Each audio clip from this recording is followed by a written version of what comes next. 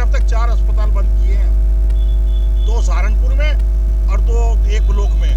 क्या बेहेट, नकुड़, गंगो, देवबंद, चिलखाना, सरसावा क्या आंख मूंद रखी है सीएमओ साहब ने? कहीं पे कार्रवाई करने का काम नहीं कर रहे।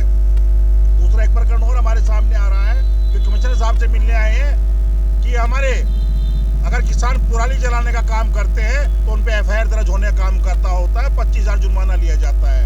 लेकिन जो फैक्ट्री अधिकारियों को पैसा देने का काम करती है, टायर जलाने का काम करती हैं, हमारे सहारनपुर देहात क्षेत्र में 10 से 15 फैक्ट्री ऐसी हैं कि जो चलने का काम हो रहा है।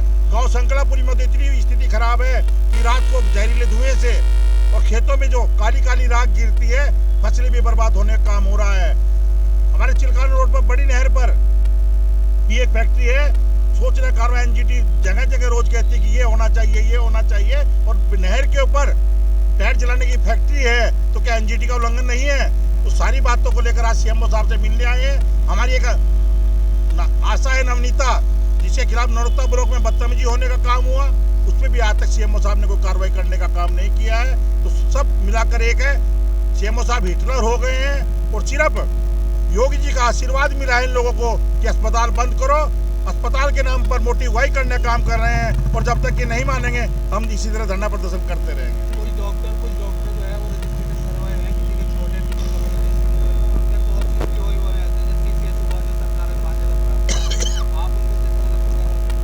हमने तो कहा ही नहीं उनके बारे में।